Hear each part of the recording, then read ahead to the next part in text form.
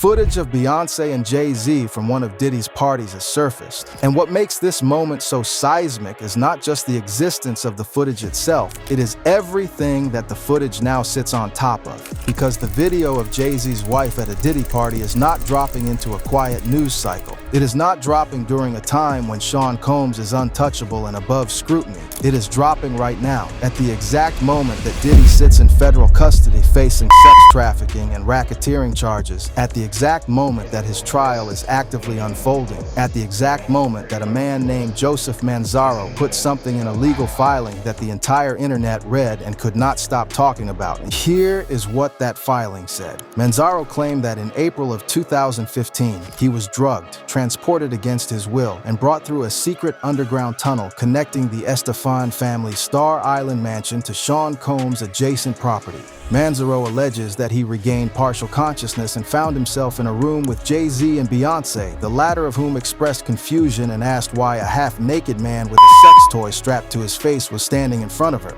According to the lawsuit, Beyonce Knowles Carter asked, "What's this? What's this all about? Why is this half-naked white man with a CK mask standing here in front of me?" And one of the other defendants allegedly responded, "Diddy wants him to see what we do to snitches. This is part of his punishment."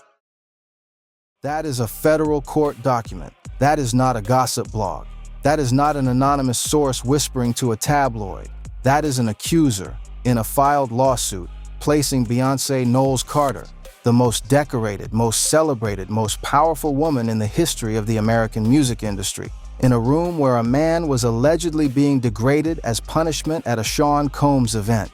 And now footage of Beyonce and JayZ at Diddy's parties is circulating online, and the internet is burning. Manzaro's complaint alleges that he was drugged and taken to a home on Star Island in Miami, owned by Gloria and Emilio Estefan for Christian King Combs' birthday in April 2015.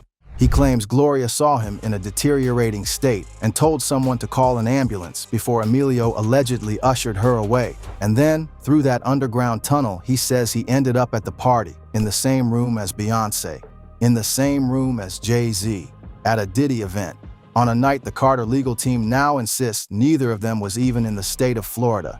JayZ's attorney, Alex Spiro, responded to the lawsuit the same day it was filed, saying, "This is more nonsense that erodes the trust in our justice system." Spiro dismissed the claims entirely, stating that Mr. Carter wasn't in Florida at that time to witness this incident. He was engaged in easily findable public activities that prove he was not at this event, so their lawyer says they weren't there, and the complaint was eventually amended. The Carters were cleared of any involvement following intervention from JayZ's lawyer Alex Spiro, who presented evidence showing that the couple was not in Miami when the alleged incident occurred, leading to the removal of their names from the case. Legal clearance, names removed, alibi established, but here is the problem. Here is the thing that no amount of legal maneuvering fully erases. The footage is still out there. The video of JayZ's wife at Diddy's parties, not that specific party, but parties like it, parties in the same orbit, parties thrown by the same man who is now in federal custody. That footage is circulating on every platform that will host it, and every time someone watches it, they are watching it through the lens of that lawsuit. They are watching it through the lens of Diddy's federal indictment. They are watching it through the lens of 3 decades of carefully constructed public images now cracking under the weight of what is being alleged inside federal courtrooms and civil filings. Adria English, the woman who also sued Diddy in 2024, identifying herself as his personal sexual assistant, confirmed that she had personally been at events where both JayZ and Beyonce were present, saying, "I agreed to do it because, heck yeah, I'm at an exclusive thing where JayZ was there, and Beyonce, Diddy, all the big names." That is a woman who brought her own sex trafficking lawsuit against Diddy, speaking from her own experience, confirming that Beyonce and JayZ were inside those rooms, not as defendants, not as accused parties, but as attendees, as guests, as part of the social fabric of a world that Diddy had spent decades constructing around himself. And that is the core of what makes this footage so explosive, because we are not talking about celebrities who bumped into Diddy once at a charity gala. JayZ and Diddy ran in similar industry circles since the 90s, that when Diddy launched Bad Boy Records and JayZ co-founded Rockefeller Records, respectively, in New York City, forming a friendship that spanned 3 decades. At one of Diddy's birthday parties, Diddy reflected on JayZ flying in on a private jet specifically to attend. He was on tour and he flew in private after one of his shows just to come to that party. Then he had to fly back out. I was just telling him how much I appreciated it and how much I value our friendship. Jay-Z flew private, left a tour, landed at Diddy's party, then flew back out. That is not the behavior of an acquaintance. That is the behavior of a brother. And Beyonce, Queen Bey, the woman whose every public move is calculated and deliberate and surrounded by a wall of publicists and security and image management, was in that world too, photographed at those parties, captured on that footage, present inside the social universe of a man who, we now know, was allegedly doing things at some of his gatherings that federal prosecutors say constitute some of the most serious crimes imaginable. The footage is real, the parties were real, the friendship was real, the lawsuits are real, and the questions that this combination of documented reality and explosive allegation is generating right now are the kind of questions that powerful people with the best lawyers in the world still cannot make go away simply by pressing send on a legal brief. Beyonce's name is in a federal filing that placed her in a room at a Diddy event. Jay-Z's name is in multiple lawsuits, all of which he has denied, all of which his legal team has aggressively challenged. Their lawyer says they weren't there. The amended complaint removed them. The courts accepted the evidence. But the footage is still running, the video is still spreading, the internet has already seen it, and right now, millions of people who watched Beyonce perform at the Super Bowl, who streamed Lemonade, who consider Jay-Z the patron saint of hip-hop's business class, those same people are sitting in front of their phones watching video of Jay-Z's wife at a Diddy party, reading that lawsuit quote about what Beyonce allegedly said in that room, and asking a question that no PR team, no legal brief, and no amount of strategic silence can fully answer. What exactly did they know? What exactly did they see? And how deep does this go? That is the question. That is what this footage represents. And we are going to spend the rest of this video unpacking every single layer of it. The parties, the lawsuits, the 30-year friendship, the federal trial, the silence from the Carter camp, and what all of it means for the two people who have spent their entire careers telling the world they are untouchable. Because the footage is out, and the conversation has already started. Let us start with the actual foundation of this story, because it is important to be precise about what we are dealing with. When people talk about footage of Beyonce and Jay-Z at Diddy's party surfacing, there is a multi-layered reality here that needs to be fully understood. Back in the day, no one could come close to throwing a party like P. Diddy, with the guest list boasting names like Beyonce, Jay-Z, and Leonardo DiCaprio. Everyone hoped to be invited to one of his big bashes.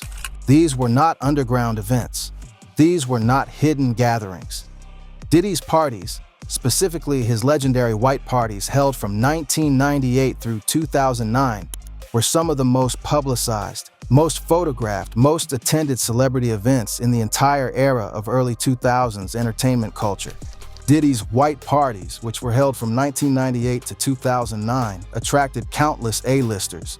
As one of the most recognizable names in hip-hop, Sean Diddy Combs, once known as P. Diddy, established a star-studded network across Hollywood. He wasn't hiding these events. He was broadcasting them. He was the one calling paparazzi. He was the one making sure the media knew who was on the guest list. Because in that era, being at a Diddy party was a cultural status symbol. It meant you had arrived. It meant you were in the circle of the most powerful, the most wealthy, the most untouchable people in entertainment. Celebrity photographer Selma Fonseca, who attended 20 to 30 Diddy parties throughout her career and reportedly broke the news of his romance with Jennifer Lopez in 1999, opened up about what she witnessed firsthand.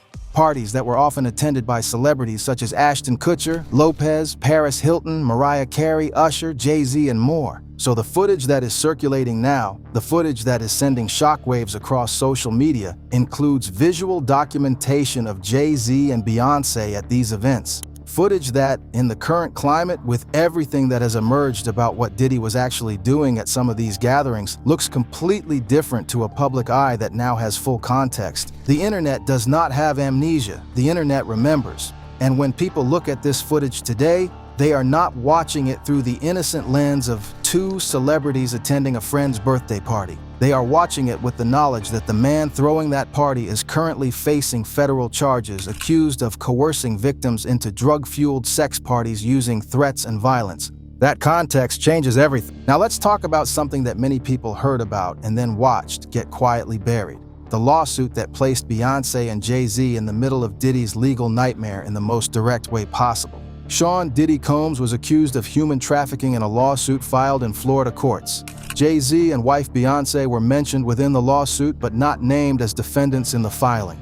The plaintiff, Joseph Manzaro, made an extraordinary claim. Manzaro, in his suit, claimed he was drugged and transported against his will to a freak-off event at the Estefan Star Island mansion, where Diddy was also hosting his son's birthday party. Upon regaining partial consciousness, Manzaro claimed to have been paraded half-naked in front of JayZ and Beyonce Knowles Carter. Read that again. A man in a federal filing claimed that while in a compromised, drugged, half-conscious state, he was paraded in front of JayZ and Beyonce. That is an explosive allegation, and it is one that the Carter camp responded to swiftly and aggressively. JayZ and Beyonce have been cleared of any involvement in a contentious lawsuit that accused them of witnessing a sexual assault at a party thrown by Diddy. Initially, the lawsuit, filed by Manzaro Joseph, named the couple alongside notable figures. However, an amended version of the complaint has since removed any reference to the Carters following intervention from JayZ's lawyer, Alex Spiro. Spiro presented evidence showing that the couple was not in Miami when the alleged incident occurred, leading to the removal of their names from the case. So their legal team moved fast. Evidence was presented, names were removed. But here is what people need to understand about how the legal system works. Having your name removed from a civil lawsuit because an alibi was established does not automatically erase the public conversation. It does not delete the headlines. It does not make the internet forget that the allegation was made in the first place. The pressure intensified when a civil suit was filed in April that claimed Beyonce and JayZ witnessed a party where Diddy allegedly assaulted a man. Their legal team swiftly disproved the claim, providing evidence that the couple was vacationing in Hawaii at the time.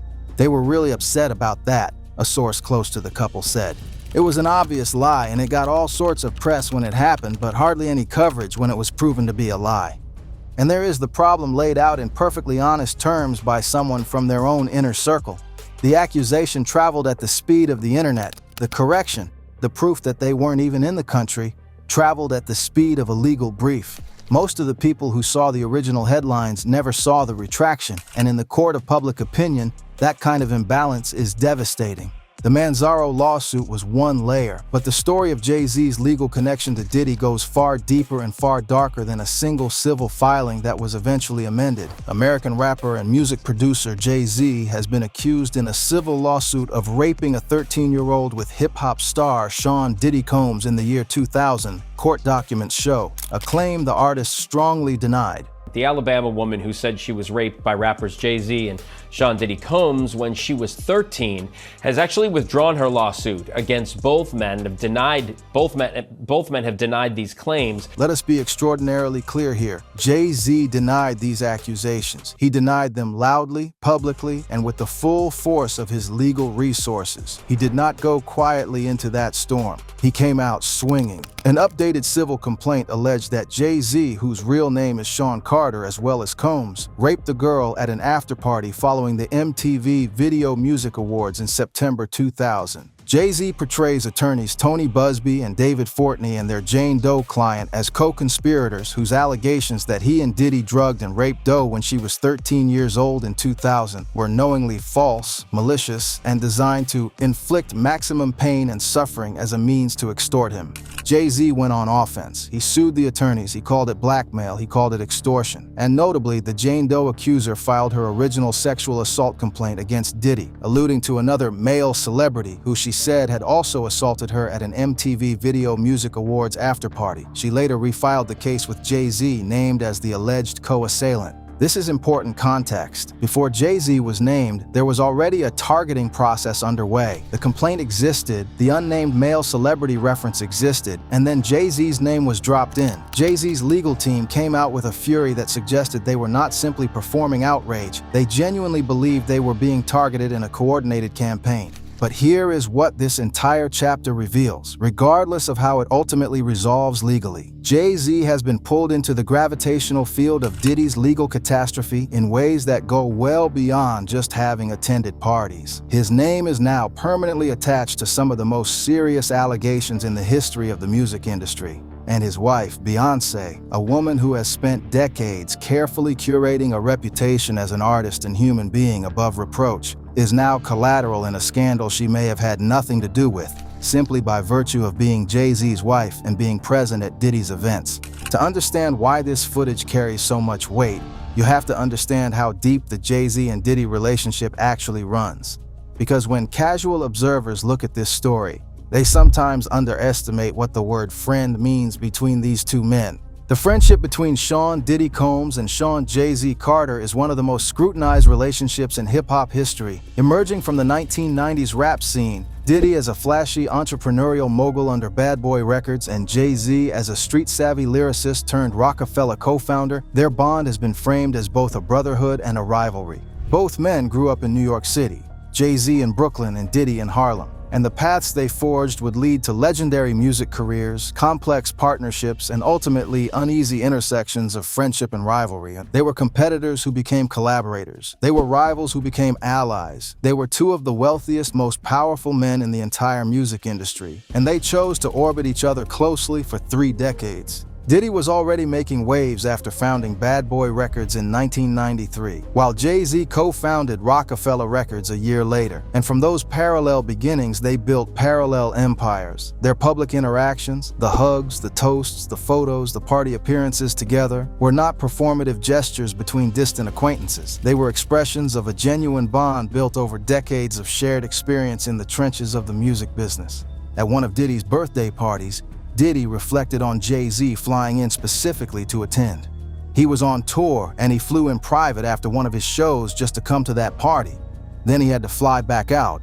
I was just telling him how much I appreciated it and how much I value our friendship. People see us as competitors and different icons in the hip-hop game, but that was just a moment of 2 black brothers telling each other how much they appreciate each other.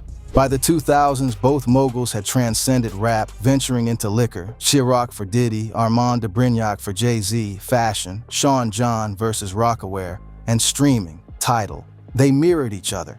Every move Diddy made in business, Jay-Z made a parallel version of it, and they celebrated each other every step of the way.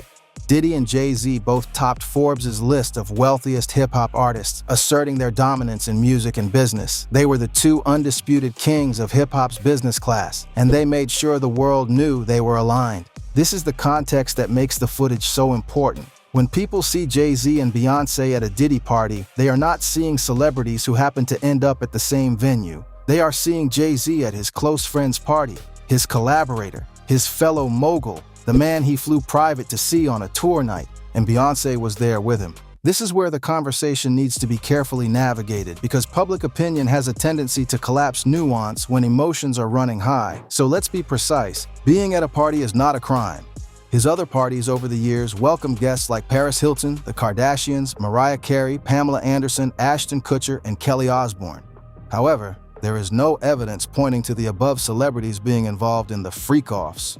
That context matters enormously. Diddy's parties were not universally environments where illegal activity was occurring. They were, for the most part, expensive, lavish, elaborately staged celebrity events that were covered by press and attended by hundreds of people who had no involvement in anything criminal. The white parties alone attracted the upper echelon of Hollywood for over a decade. During a 2006 interview with Oprah Winfrey, Diddy explained that the purpose was to strip away everyone's image and put us all in the same color on the same level. The event was originally held in the Hamptons and continued until 2009. It became a highly coveted soiree among celebrities seeking invitations. Beyonce attending parties hosted by her husband's longtime friend and colleague is not, on its face, any kind of evidence of wrongdoing. It is a social reality of being married to one of Diddy's closest allies in the music industry. But, and this is the but that the internet is fixated on, the nature of what Diddy was allegedly doing behind the scenes at some of these events, and the specific claim from a lawsuit plaintiff that they witnessed Jay-Z and Beyonce at one of these gatherings while they themselves were in a state of victimization, changes the emotional and public conversation in ways that facts and legal outcomes alone cannot fully resolve. And Beyonce has reportedly broken her silence on attending parties hosted by her husband Jay-Z's friend Sean P. Diddy Combs. According to a leaked audio clip, the former Destiny's Child star has been criticized by fans for rubbing shoulders with the Bad Boys Records owner, with fans clamoring for her to disown P. Diddy in light of his recent arrest. The fans want accountability, they want acknowledgement, they want the Carters to say something, anything that directly addresses the elephant in the room. And the silence from the Carter camp, which their PR team would frame as strategic and legally prudent, reads to the general public as evasion. In the absence of direct communication, people fill in the blanks with their own interpretations, and right now, the blanks are being filled with darkness. Zoom out for a moment. Because the Beyonce and JayZ footage at Diddy's parties is not just a story about three celebrities. It is a story about an entire industry that enabled, protected, celebrated, and enriched a man who allegedly ran a criminal enterprise from inside the most glamorous events in American entertainment culture. As these cases unfolded, another layer was added to the controversy involving not only Diddy but also JayZ and Beyonce. Although there has been no formal public statement by either Beyonce or JayZ regarding their relationship with Diddy amidst these allegations, insiders suggest that tensions have risen behind the scenes.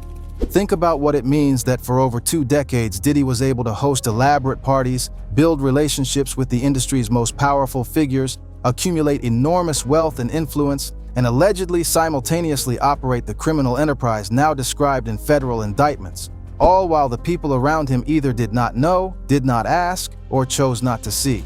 According to reports, Beyonce and JayZ are taking a cautious approach regarding their public association with Diddy. Insiders suggest that while the Carters have not publicly addressed the allegations, they are aware of how Diddy's legal troubles might impact their own brand. This cautiousness, this careful, calculated silence, is itself a story.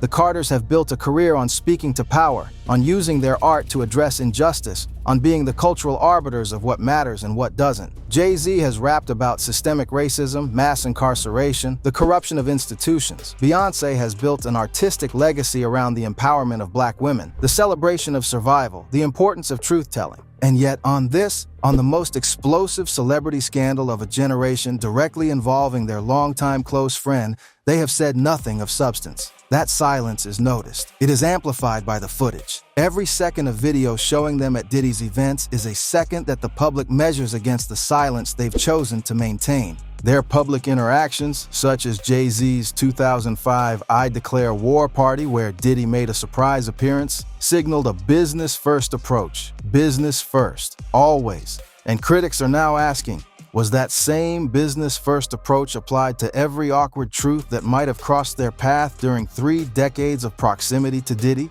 As Diddy's federal trial proceeds, the question of what evidence exists, what footage, what recordings, what documentation the federal government has gathered, looms over everyone who was close to Sean Combs for the past 3 decades. He has pleaded not guilty in the case. Federal prosecutors allege that Combs sexually abused women and coerced them into drug-fueled sex parties using threats and violence.